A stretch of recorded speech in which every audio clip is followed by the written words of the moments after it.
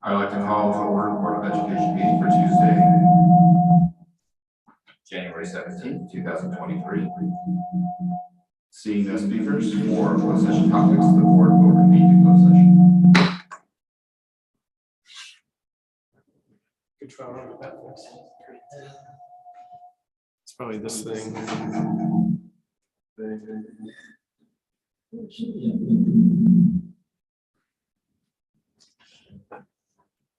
Testing 1, 2. These speakers, other two, how's the volume on here? We had a meeting last week and they had volume. Testing 1, 2, testing 1, 2. Testing 1, 2, testing 1, 2, testing the audios, test.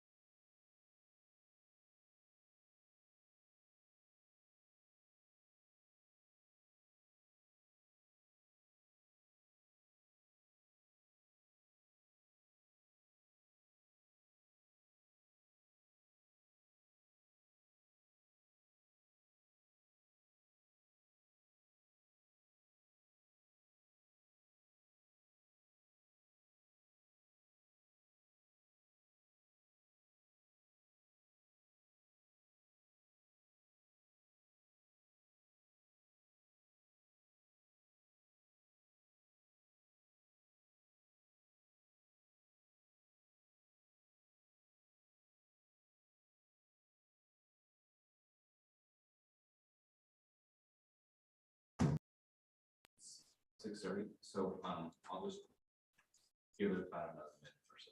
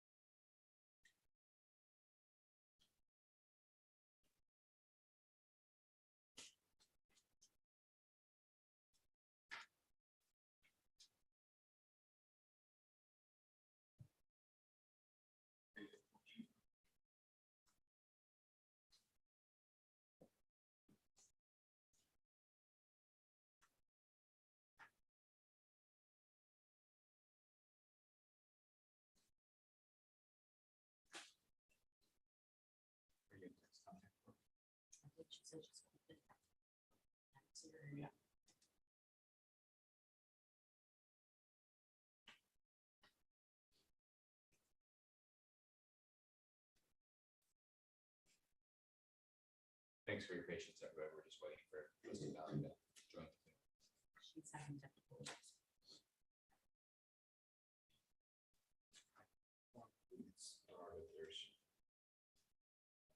Voting for the next.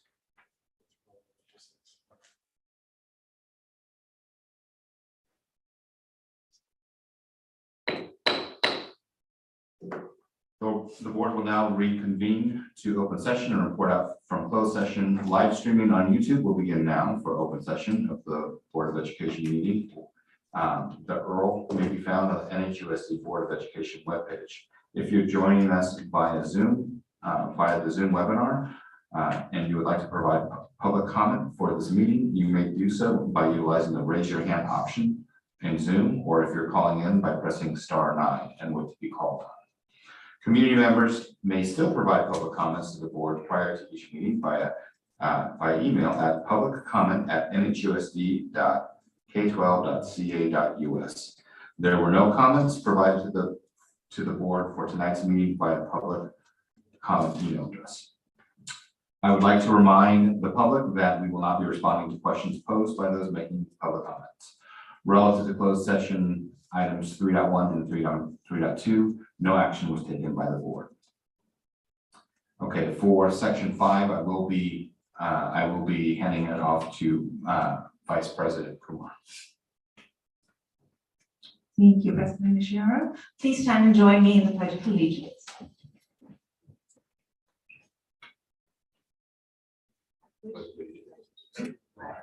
Of the United States of America and to the republic for which it stands, one nation, under God, indivisible, with liberty and justice for all.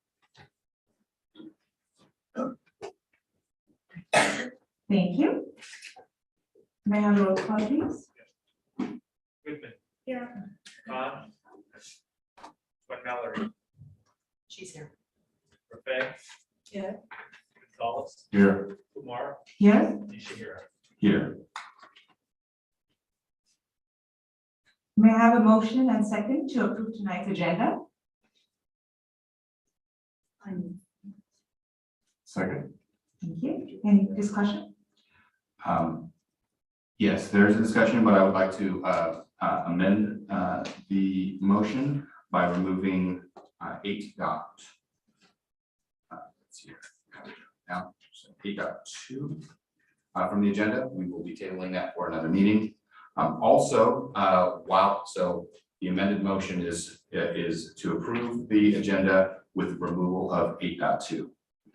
And also today, I would like to have volunteers to read the land acknowledgement before we do that, as well as reading the Black History Month resolution. Do we have any volunteers? Which would you like to? Land acknowledgement. Land acknowledgement? Yes? Okay, great. Thank you.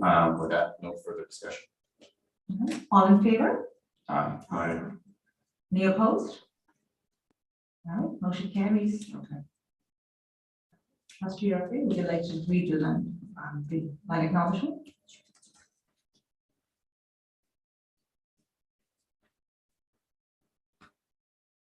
We want to open this meeting. Sure.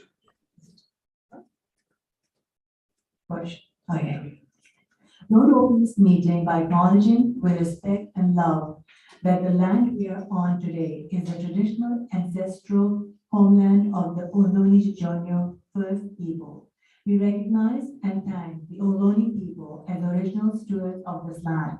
Indigenous people must not be spoken about in past contexts as if they left on their own accord, when their real causes were white supremacy, manifest destiny, and U.S. colonization. By recognizing we stand on the occupied indigenous territory of the Ohlone people, we recommit ourselves to listen to Native leadership and stand in solidarity with people struggling against systems of oppression throughout the world, past and present. Thank you, Trustee Murphy. With that, I'm going to hand it over back to President Michelle. Thank you, Vice President Kumar. Moving on to item 6. 6.1. This is for hearing of visitors on topics not on the agenda. Are there any blue cards for topics not on the agenda? We have one. Okay, good. Okay, we have Alma Angels. Yes. I just have 3 minutes, correct? 2 minutes. Okay, I'll be fast. Thank you, Mr. Thompson. You received an email from me today, so you're already aware of my concern, and thank you for your reply. I'm just speaking on behalf of myself and fellow teachers at Hillview Crest in regards to my concerns and frustration at this time. My classroom has been without air or heat for 2 weeks now. Okay, and the air and heat does not come out at all. There are also other teachers, including a special education teacher whose heater has not been working, as well as many other teachers. This morning, all of our heaters that are broken were at 50 degrees, or our rooms were at 50 degrees and we're freezing. I'm especially concerned about my room not having air due to COVID and not having the air filtered. Our principal has offered us to use other rooms. However, that is not easy as it seems, especially for my room and for the special education classroom, which has specialized furniture and materials for students with special needs. For students with autism, it is not easy just to move to another classroom.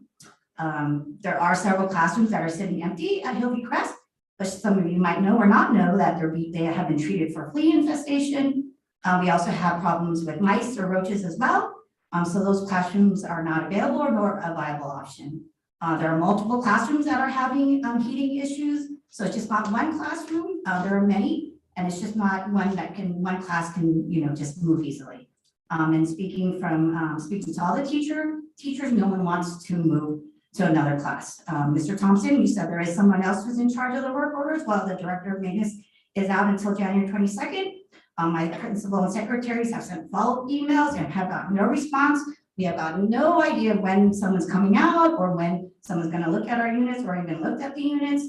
I just want you guys to be aware of these issues. You talk about the health and well-being of your staff and students.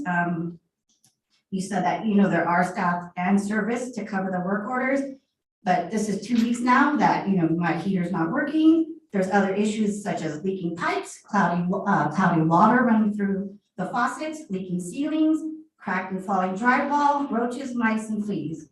So I just want to know what's the priority. I've never experienced this in 20 years working for New Thank you. Thank you for your comments. Are there any other speakers or speakers on Zoom? Anyone with blue cards? Anybody on Zoom? There are no speakers on Zoom. Okay. Moving to 7.1, hearing of visitors with topics on the agenda. Do we have any blueprints? No speakers.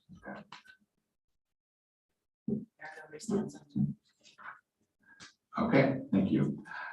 We are going to now move to section 8, 8.1, the MVROP presentation. I'll turn it over to Superintendent. All right, well, we have, as most of you know, the ROP program, Mission Valley ROP, that serves our students, provides a variety of vital programs and options for our kids.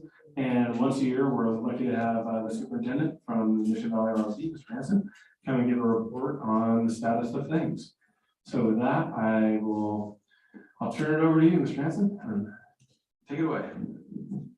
Thank you very much, Superintendent Thompson, President Nishihira. I'm just waiting for the presentation to come up. I think the last time that we were in public together, Superintendent Thompson, we were at the ribbon cutting at the Logan Kitchen, which is still, I think, the showpiece of Mission Valley ROP capital improvement investment projects of late, and it's pretty wonderful. So welcome, thank you, senior management board. We've just been joined by Member Rafay at the center. Last month was their first meeting, so welcome. We're getting acquainted. I'll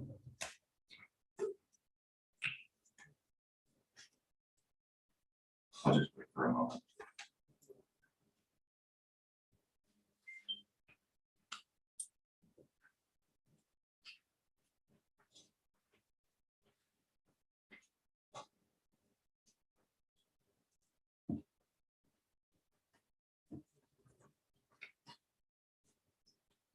Well, we can avoid some dead air.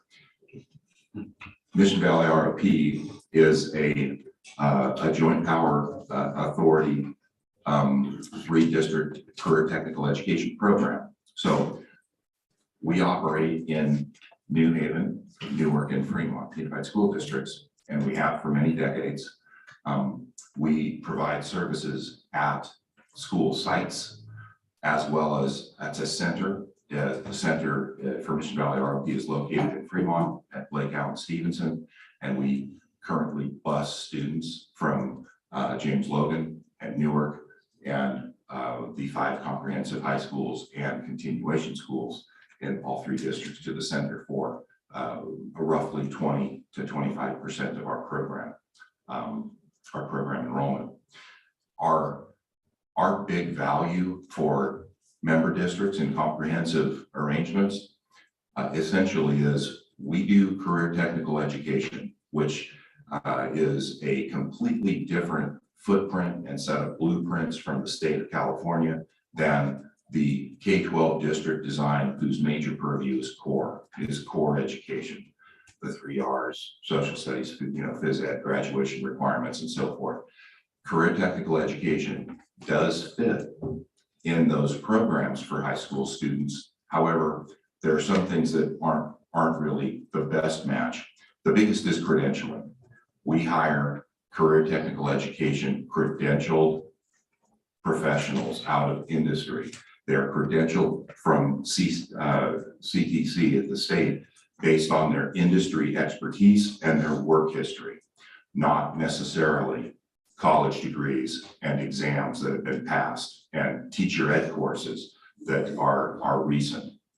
So credentials and clear credentials for CTE teachers are based on a completely different set of standards and expertise.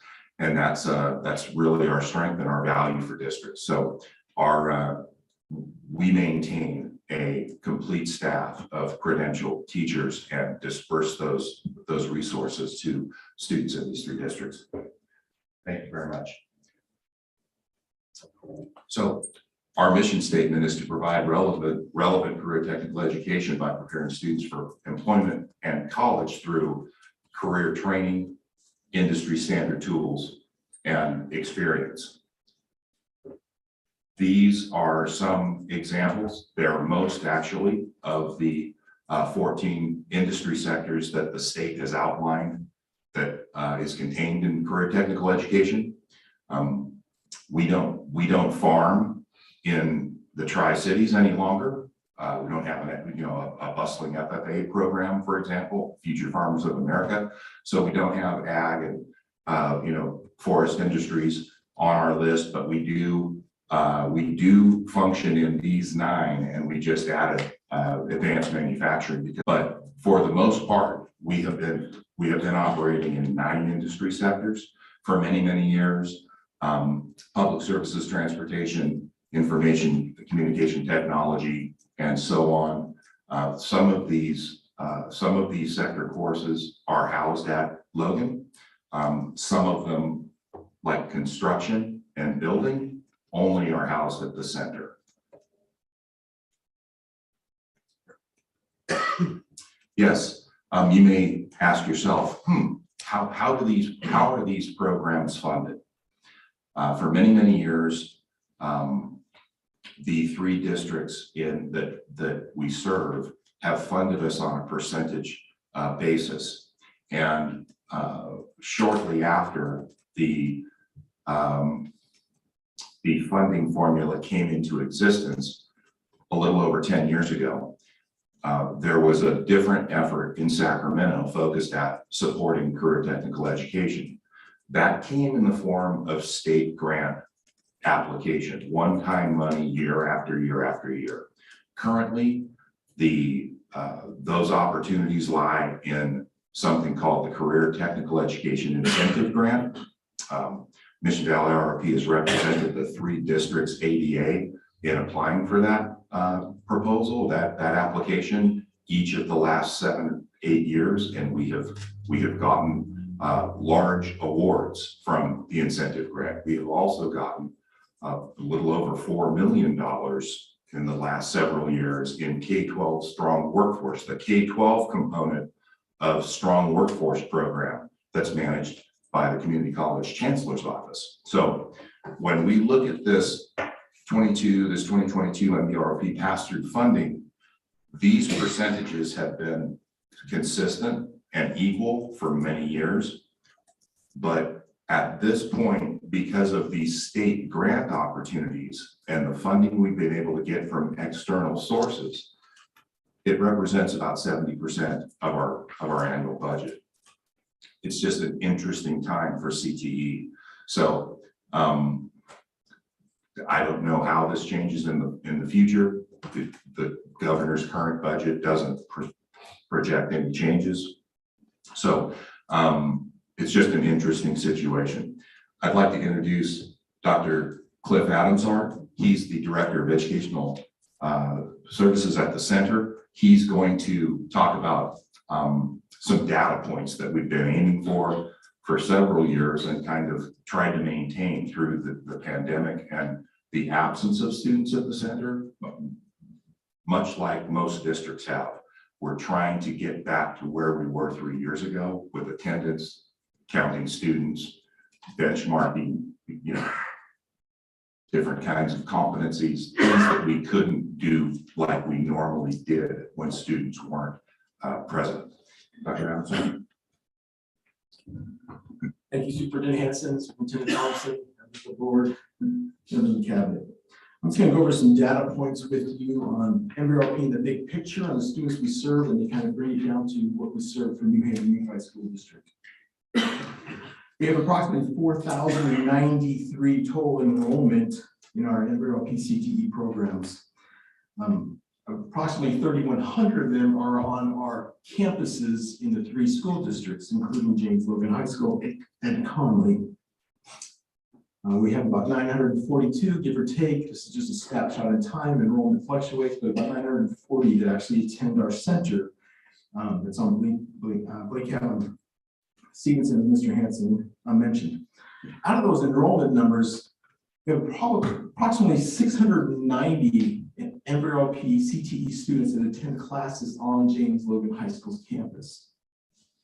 These classes include the auto tech classes, culinary classes, medical science classes, as well as imaging, digital photography.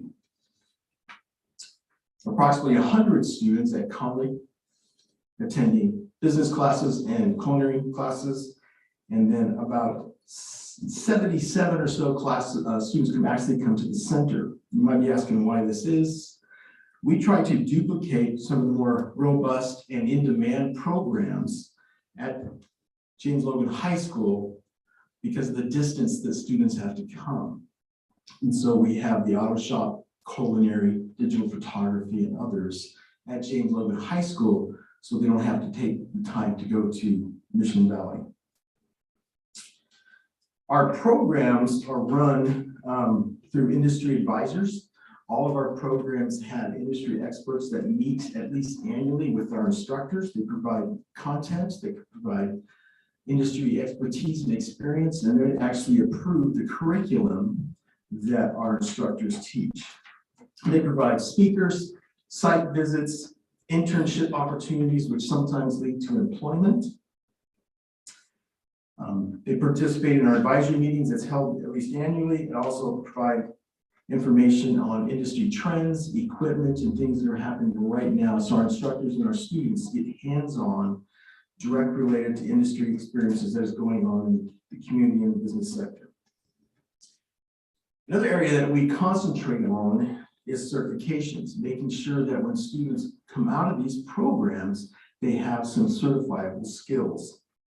Last year, 3,668 students earned certificate completion through the programs. Of that, 787 of them were New Haven Unified School District students. Very proud of that. 2,576 industry level certifications. These are industry specific to the industry the students were in their program pathway, in which 827 of them were New Haven Unified School District students. And then roughly 18,700 internship hours were done at job sites, and approximately 3,280 of those hours are completed by New Haven Unified School District students. An incredible accomplishment. Besides CTE, we also want to make sure that we are aligned with the demand that students would like, which is through A to G courses that are offered in college articulation. In 2015, MROP had only 23 of our courses that were A to G courses. This year, we're proud to say we have 45, and we only offer 59 different pathway sectors, and so the majority of our courses that we offer are A to G. Last year, 2,576 students were able to complete an A to G course.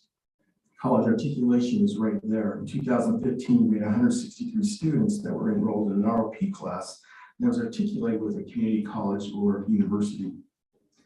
This year, we have 2,047, or excuse me, last year, 2,047 students enrolled in an ROP articulated course in which 7,417 college credits were earned. Out of that 7,000, 1,250 were college credits earned by New Haven Unified School District students.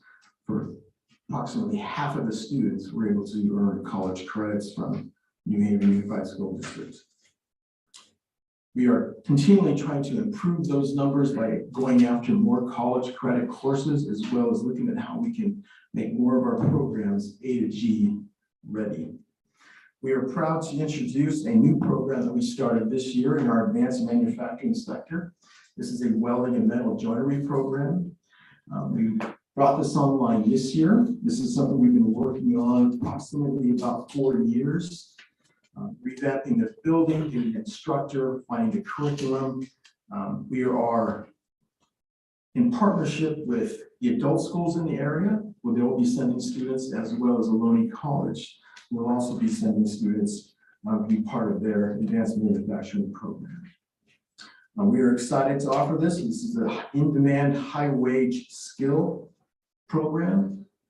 And so we're excited to have this to be able to open it up to all of our students in the JPA, including New Haven Unified School District students. We would like to entertain any questions or comments from the board. All right, any comments from any of the trustees? Oh, trustee Sean Mallory. Hi, can you hear me? Barely. Barely. Okay, I will speak loudly. I would like to Just a know, second. Trustee Mallory, we're getting the audio squared away. okay.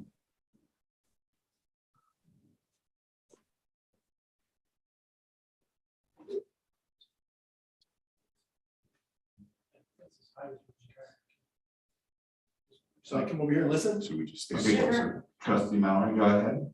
Can you hear me? Yes. Okay, perfect. My question is, in your buildings and trades programs, are you partnering with any trade unions so students can complete a pre-apprenticeship program before they graduate? So if you didn't hear the question is, do we partner with any of the union trades for apprenticeship programs when they graduate? Yes, we do. In fact, we have students, I think this past year, we had 7 students that entered the apprenticeship trade schools. So yes, we do. Okay, do you know which ones? Right now it's Mandela. Thank you. Okay, any other trustees? Yes, trustee Gonzalez. Yeah, so I just want to just praise the program of how wonderful it is. When I was at Logan, 2 years, I was at ROP, the Automotive Technology Department, and it was an incentive to get up, go to school. You know, I mean, that was something that I was really into. You know, hands-on automotive technology, and so just appreciate it. I can't say how much the program is, what it meant to me. So. And I'd encourage you to go visit that shop now. Mr. Tahara was a teacher at the time. Yeah, Mr. Steve K is there now, and you would see that the technology of autos, as we all know, has changed, and our programs are keeping up with the times. So that's very exciting. So thank you for that. Yeah, so I'd like to, it was a pleasure meeting, like last week. I'll be seeing you guys after tomorrow again. And thanks so much. And I'm glad I got to see most of this campus. So excited to look at more. And like you mentioned, like they're offsite. Like you have, like Logan has got 3 of like culinary art and auto, and so what else is offered in outside of Mission Valley ROP? As far as other campuses, Yes, campuses. Logan has about the same as all the other campuses do.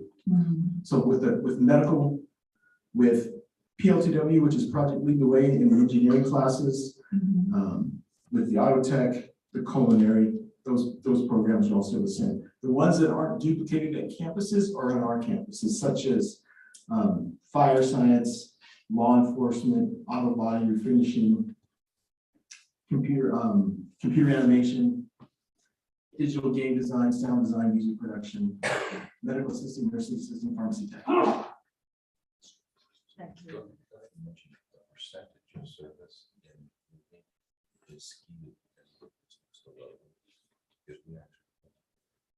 So Mr. Superintendent Hanses wanted me to mention, we actually have more programs at James Logan High School and more students that attend programs at this high school than any other campus that we have, and that's because of the distance.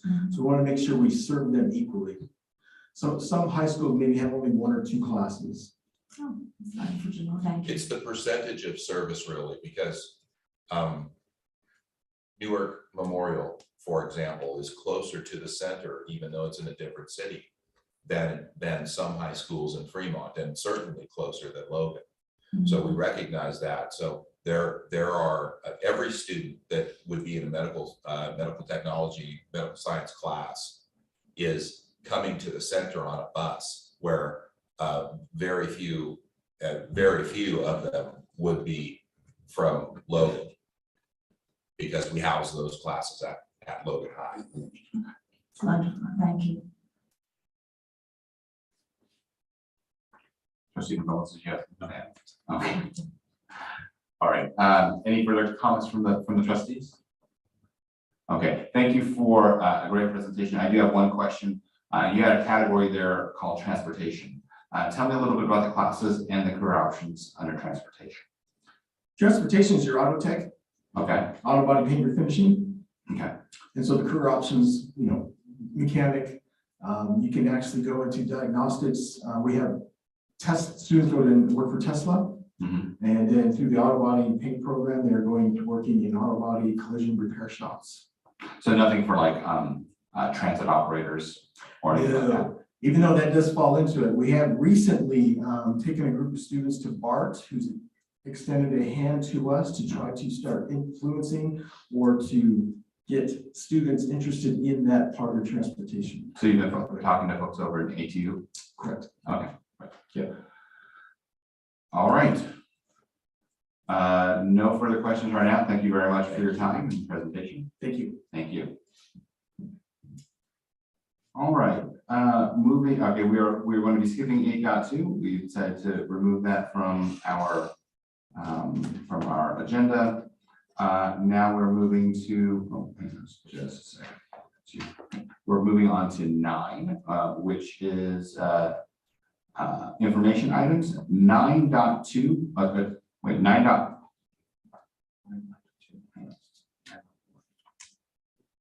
That's the, okay, so we'll talk about the required quarterly reports regarding complaints filed under the Williams complaint procedure 22-23 for the second quarter. I'll turn that over to Superintendent Thompson. We had nothing to report for the last quarter, no complaints. Very good. Moving on to item 9.2, an update on the governor's proposed budget for 23-24. I will hand it over to our Chief Business Officer, Ms. Helen.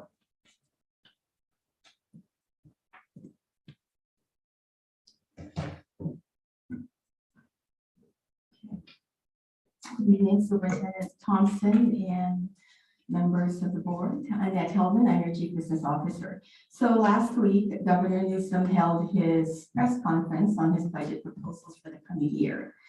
The one theme that we heard a couple of times is that he is keeping his promises.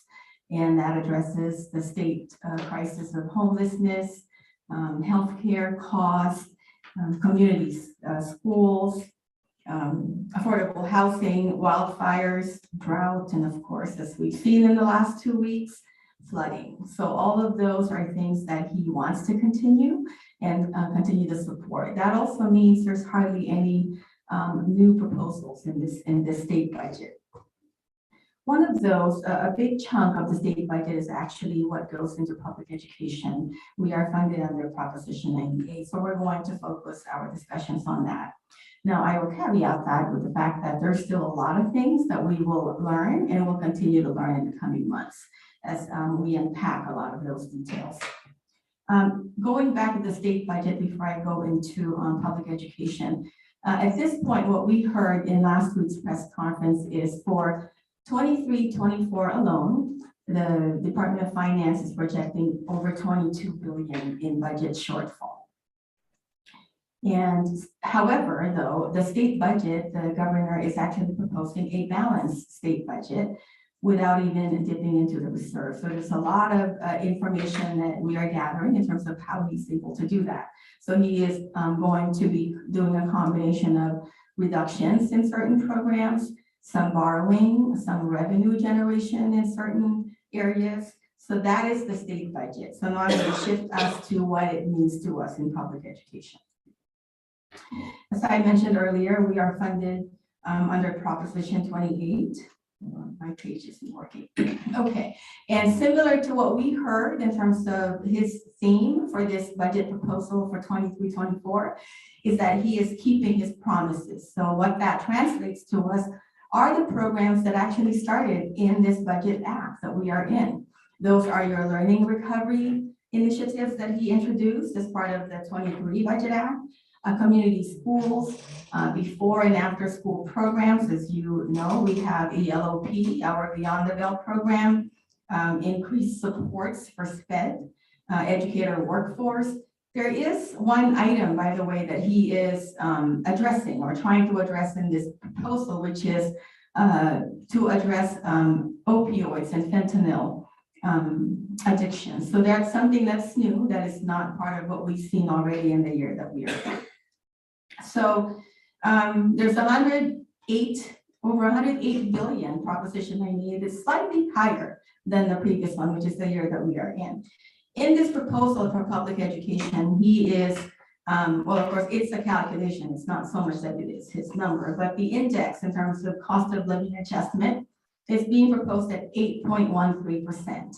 And that not only applies to LCFF. That proposed COLA will also be applicable to other programs like special education, child nutrition, mandated block grant.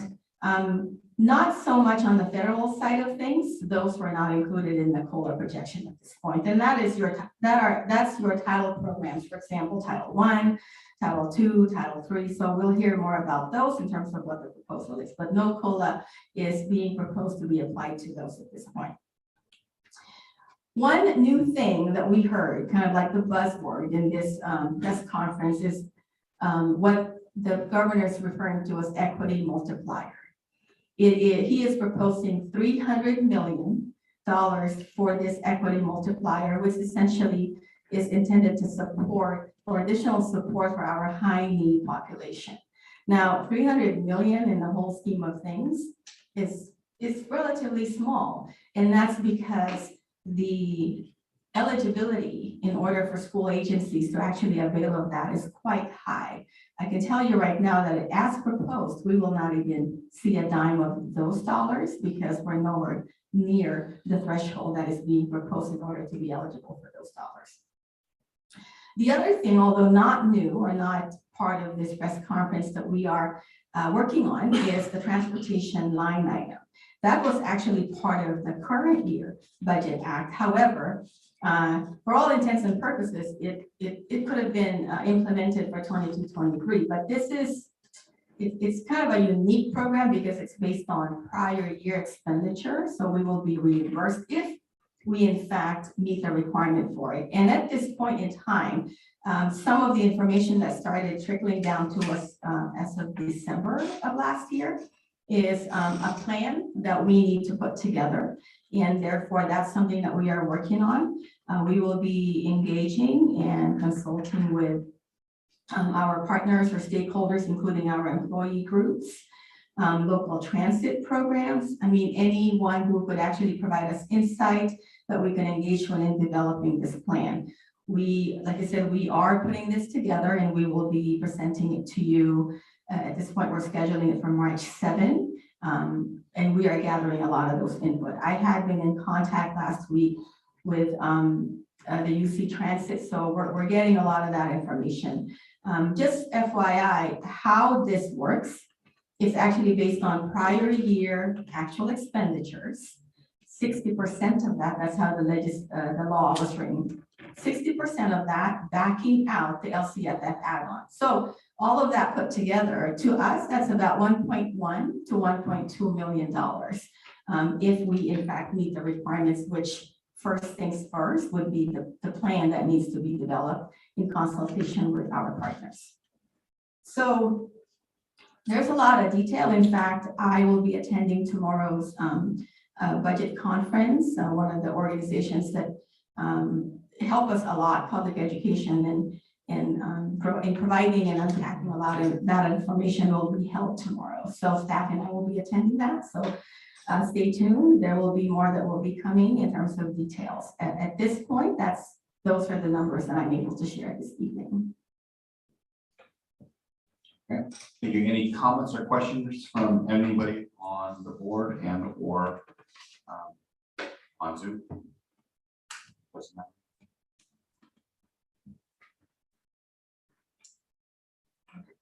Vice President Kumar. Thank you, Mr.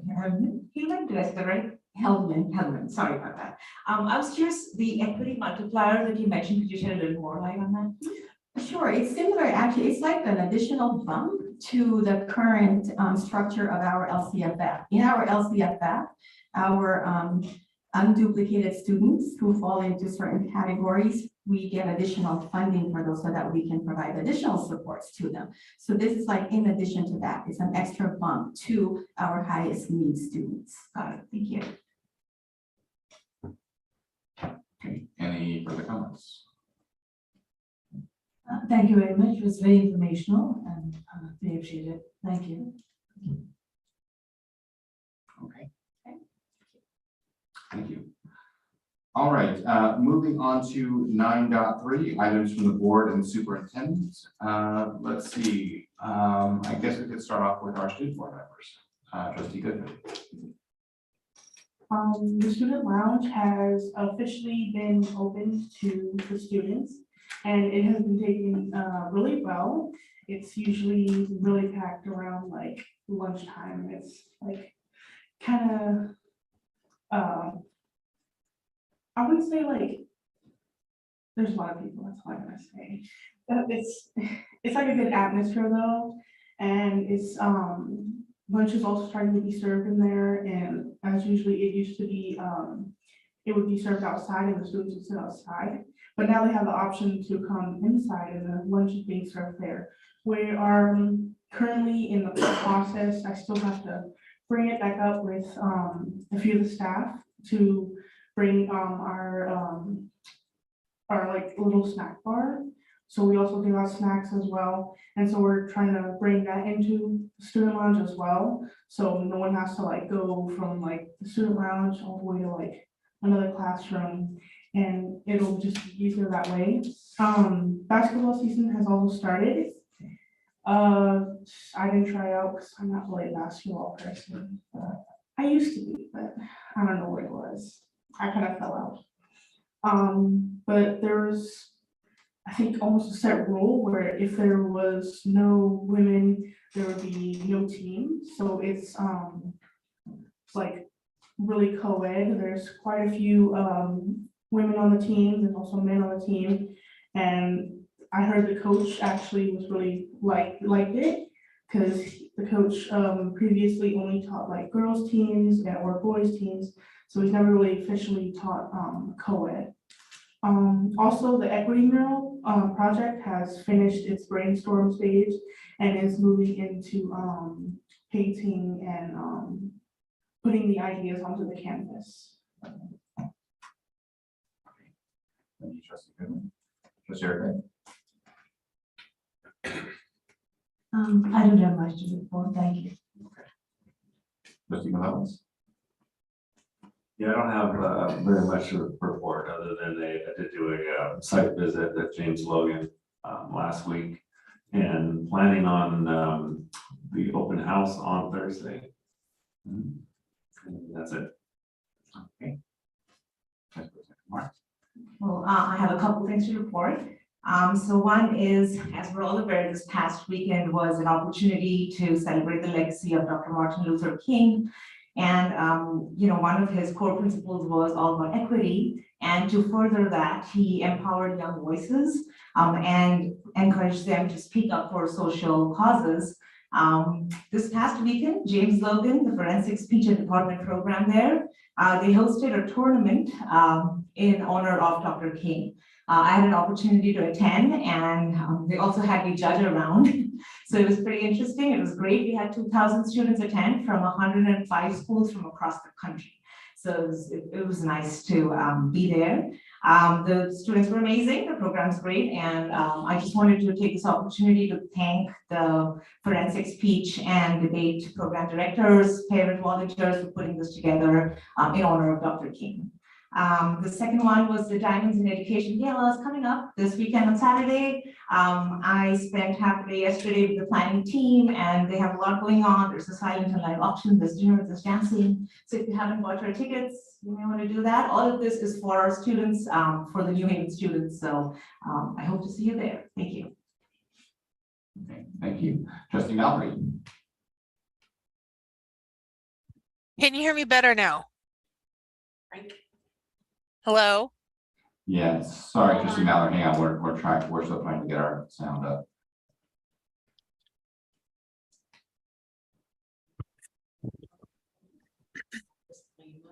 Hello?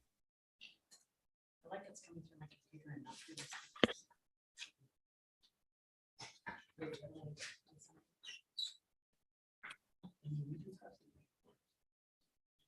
for your patience, trustee Mallory.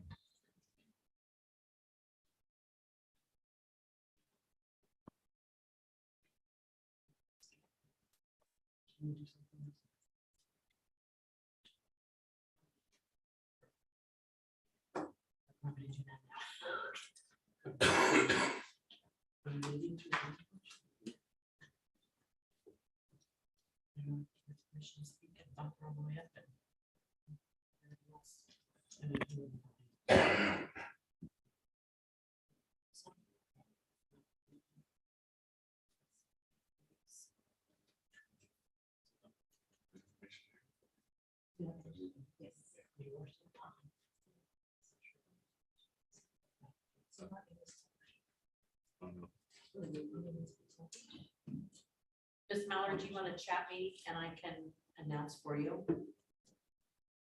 Oh, okay. You can't hear me? No, I can hear you enough to repeat what you're saying. I don't have much to report, so we can just move on. Okay, she said she has not much to report. We can move on. I'm so sorry. Okay, thank you so much, trustee Mallard. We will make sure that in future meetings this gets squared away for remote meetings. Okay, Superintendent Thompson. All right, well, one of the things that we're working on is the complete remodeling of the boardroom, and hopefully, once we have that done, we won't have these tech issues. That's a little ways off, so we do need some interim solutions. Anyway, several things going on out there. One, I want to thank our maintenance and operations department. With all of the storms starting New Year straight on through, we've been able to keep our schools open. And other than a few little minor leaks and puddles here and there dry, even when we had the power go out at Easton, we had our team over there within an hour to hook up our generator to power the school if needed. So that was great. One of the other things our maintenance and operations department did prior to the storms was they did a full audit throughout the district. They had brought in a company to audit all of our trees because trees are falling all over the place and we have a lot of trees. So not getting ahead of that, and they were very proactive of not only getting an audit about what trees were potentially in danger of falling, but they started up taking care of it. You know, around the ESC, all those trees were trimmed up and all of them withstood the storm. They've been doing the same thing across the district. So kudos to them for doing that. There's a lot going on with maintenance operations. There's always something, as you heard tonight, at HVAC here, and they're working hard to try to meet all those needs. But again, their focus was primarily in the last couple of weeks, keep schools dry and open, and they were successful in that. So thank you to that team. One of the other things that we're happy to announce is that our little theater, we had that revamped and modified. I don't know if you were ever in the old theater, the one prior to it was kind of a dark, gloomy space with bad lighting and sound, and that has all been redone. So we're hoping to make that not only a space for our staff and students, but be able to get back and running that out to generate a little revenue for the district. So that's really good. Some dates coming up that you should pay attention to. This Saturday, Diamonds in Education. We're in the process of procuring a table, so Lori will be in touch with you to see if any of you want to join our table coming up. And for anybody else out there, I think it's $150. It's $125. For $125, I can't think of a better way to have a bigger bang for your buck with $125 than to either attend or donate that to the foundation. They do so much for our kids. I'm amazed that not many districts are lucky enough to have a foundation like ours that gives back so much to not only our kids, but to our teachers through grants. So please, if you have the opportunity, and even if you can't attend, go online and bid on some of the online auction items that are there, that anything helps. So we want to promote that. Also, moving forward, I announced it once before, but we've solidified the date for our New Haven Day. That's the Earth Day, April 22nd. We're going to take over the big green out here outside of Logan and have performances by our student groups from our schools. We're going to have tables and booths from different schools and community representatives, food trucks out back here. So it's going to be a big day of celebrating our schools and our programs, so our community can come out and see all the great things that are happening. So that's April 22nd. Save the date for that. And that is, oh, and also, in case you didn't notice it, we're approving tonight, or hoping the board will approve tonight, our instructional calendar for the 23-24 school year. So if you've been wondering about when spring break is or winter break is for the next school year, hopefully tonight we'll have that approved and get that on our website tomorrow or soon. That's it for me. Okay, then I'm not gonna repeat all the things that everybody have already talked about. But I did want to, I'll call it two things that were not mentioned. First of all, I wanted to say very quickly, say a few nice words about one of our night custodians at James Logan. His name is Mo. Everybody knows him as Mo. I didn't realize. And his name is Hesham Mo Musa. He just goes by Mo. And I've known Mo probably since about 2015. He recently passed away this past week. He was a great person. He was easy with a smile. He was easy with conversation, and he was always there to keep the events and the facilities moving. We found out last week or a few days ago, and it kind of hit me pretty hard, pretty quickly. I needed a minute or two to kind of regain myself. He was hired in 1989. He had just passed 33 years of service to our district. He was most recently the lead night custodian at James Logan. You might have not met him, but it's very likely that you saw him on campus. And for that, tonight I'll be adjourning tonight's meeting in his memory. That was, I wanted to make sure that I called that out. Also, I met with the students of the Puente program, as well as the staff of the Puente program, along with folks from the city at Unicity Team Workshop. We're looking at doing a garden update sometime in March. I think it's probably slated for March 25th.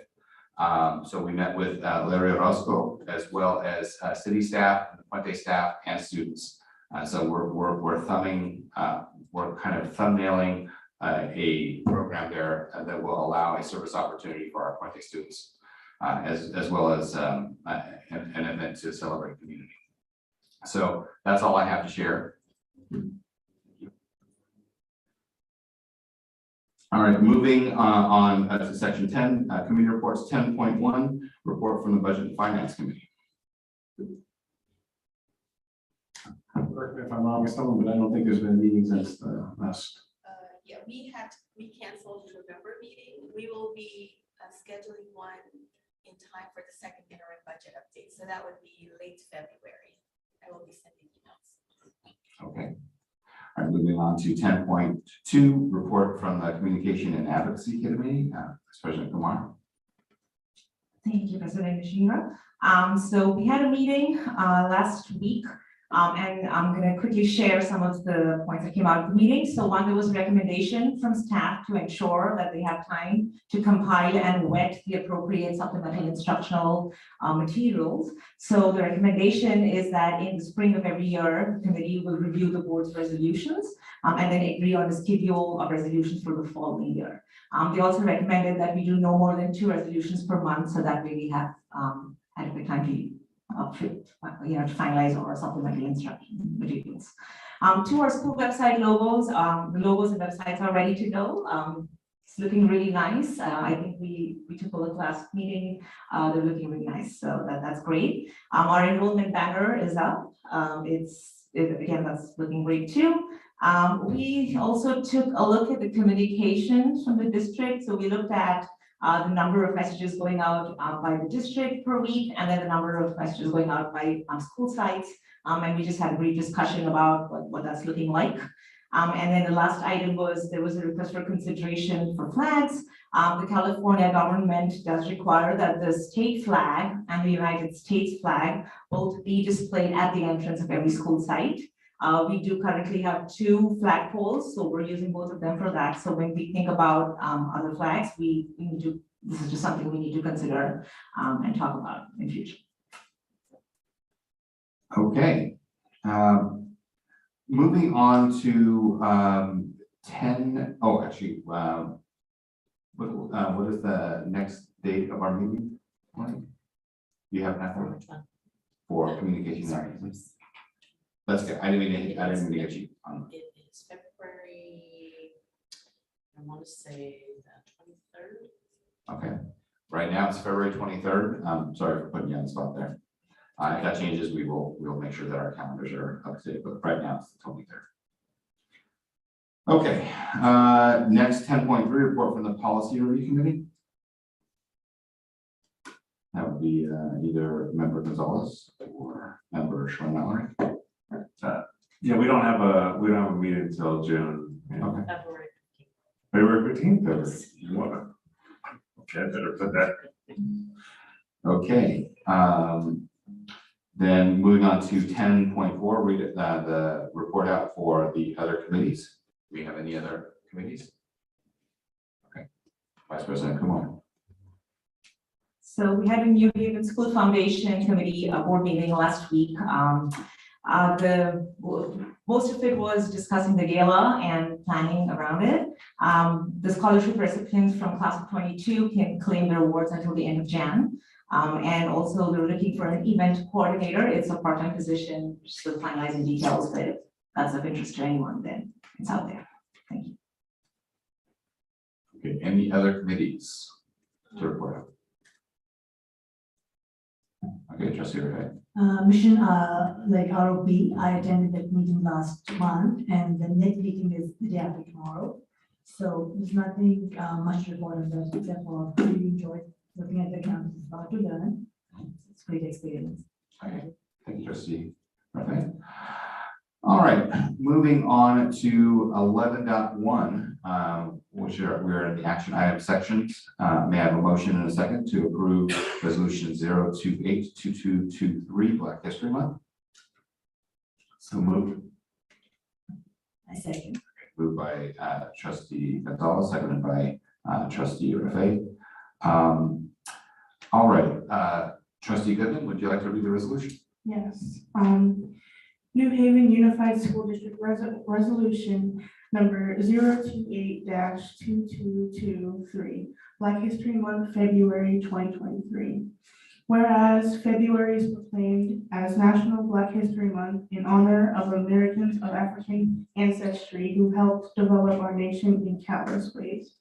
And whereas the history and contributions of African American citizens have been constantly overlooked and undervalued in the curriculum of public education institutions, and whereas African Americans have constantly led the charge for justice and a governance system that is truly by the people, for the people, as our U.S. Constitution states, and whereas African American communities continue to be plagued by injustices today, and continue to march and participate in every effort to secure, protect, and maintain the essence and substance of American democracy, as reflected by California Education Code, Section 372202, which establishes the third Monday in January to honor Dr. Martin Luther King Jr. and his role in the civil rights movement, and California Education Code, Section 37221B, which establishes March 5th as a Black American Day to commemorate the anniversary of the death of Crispus Attucks, the first African American martyr of the Boston Massacre, and Education Code, Section 37220E, and the June 17th, 2021 United States Government Juneteenth National Independence Day Act S.475, creating a federal holiday to commemorate Juneteenth, celebrating the anniversary of the last enslaved African people being freed. And whereas of the systematic marginalization of African American communities has never been greater due to tragic events such as the killing of George Floyd, the resurgence of Black Lives Matter movement, and the new focus on racial justice and equity by our federal government, as evidenced by White House Executive Order 13985, advancing racial equity and support for underserved communities. And whereas we recognize that the long, rich history of Americans with African ancestry predates the U.S. Constitution, and African American history does not begin with slavery, but rightly represents the long continuum of people demanding that honor be given to be being human. Whereas it is important that the curriculum in our schools at every grade level reflects the experience of Black people of different racial, religious, cultural, and ethnic groups, so that all students have an opportunity to understand the common humanity underlying all groups, develop pride in their own identity and heritage, and to understand, respect, and accept the identity, culture, and heritage of others. And now, therefore, be it resolved that the New Haven Unified School District commemorate February as Black History Month with appropriate instructional activities to recognize the countless contributions that Americans of African ancestry have made in helping our nation achieve greatness. Passed and adopted by the following called vote this 17th day of January 2023. Thank you, Trustee Goodwin. Okay, we have a motion and a second on the table. I'm actually going to ask that we do a roll call vote because of our technical difficulties. So roll call vote, please. Goodman. Schmidt Mallory. Aye. Buffet. Aye. Gonzalez. Aye. Kumar. Aye. Ishihara. Aye. Okay, moving on to 11.2, approval for a new course at James Logan beginning fall of 2023. May I have a motion and a second to approve a new course, Foundations in Art? So moved. Second? Okay, moved by Trustee Gonzalez, seconded by Vice President Kumar. Discussion. Trustee Mallory, any discussion? Okay. All right, roll call vote then. Goodman. Aye. Schmidt Mallory. Aye. Buffet. Aye. Gonzalez. Aye. Kumar. Aye. Ishihara. Aye. All right, moving on to 11.3, may I have a motion and a second to approve the 2023-2024 school year calendars? So moved. Second? Okay, moved by Trustee Gonzalez, seconded by Vice President Kumar. Discussion. Trustee Gonzalez. Yeah, so December 2023, the last school day for students is the 21st, according to the calendar, the draft. And on the 22nd, the staff have to go to work on that Friday, correct? So the way it works is that the 21st and excuse me, the 22nd. Sorry, would you mind stepping up to the microphone? Sure. And just another point there, they only have two days to go shopping before. That's right. Christmas, yeah. That's right. One of the things that we had to do is we had rolled the calendar initially, similar to what we did this year. It was very early to go to the winter break. In fact, all our neighboring districts went a week after us, just about all our neighboring districts. About a week ago, before the break, before we went to this board meeting, the NHG and I talked. We did have a lot of people asking us questions about that. I raised it in cabinet. We thought we'd bring it forward. Both sides agreed that we should move it back a week. And so it is going to be a little bit tight, but it's more typical of what we've had in the past. This past year we had was one of the earliest we ever went to winter break. So it's very, very early. And I think most people are more comfortable going back another week. So that was the sense from NHG as well. And then the way it works on the 21st of December, if you look at that, it says it's the end of the semester, but teachers have to work though on that next day, not high school teachers. They get to go and work as a work day for them from home. But the teachers, the rest of the teachers in the district, I believe, do have to work on that day. So it's very tight. Okay, any other questions or comments? Okay, with that, I will call for a roll call vote. Goodman, Aye. Schwein-Mallory, Aye. Rafe, Aye. Gonzalez.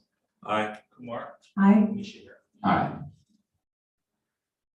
Okay, moving on to section 12. Are there any items that any trustees would like to pull from consent? Okay, seeing none, I have a motion and a second to approve items 12.1 through 12.25. So moved. Second? Moved by trustee Gonzalez, seconded by vice president Kumar. Discussion? Roll call vote, please. Goodman, Aye. Schwein-Mallory, Aye. Rafe, Aye. Gonzalez, Aye. Kumar, Aye. Nishihiro. Aye. Okay, moving on to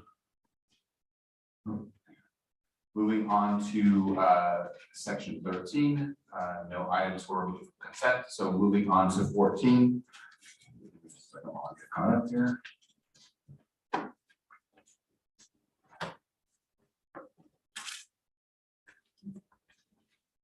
Okay, regarding governance, any comments about today's governance procedures or protocols?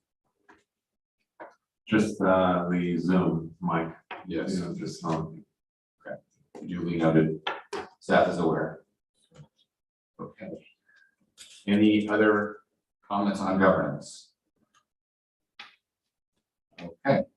All right, then, we will move then to consensus items, board item requests. Does anybody have any items for staff? Yeah, I'd like to have our labor partners have a time in there for them to a little 5-minute presentation. I know I've mentioned this before about time for them to speak. Other districts that appreciate their staff and working to show solidarity with labor. A good show would be to actually put them on the agenda, standing item on the agenda. They don't have to get a speaker card. And of course, they don't need to use it at every turn, but just to have that. So. Okay. It's not necessarily a staff item. I think that it's something that we can work into the agenda, but I mean, if you have any comments on that.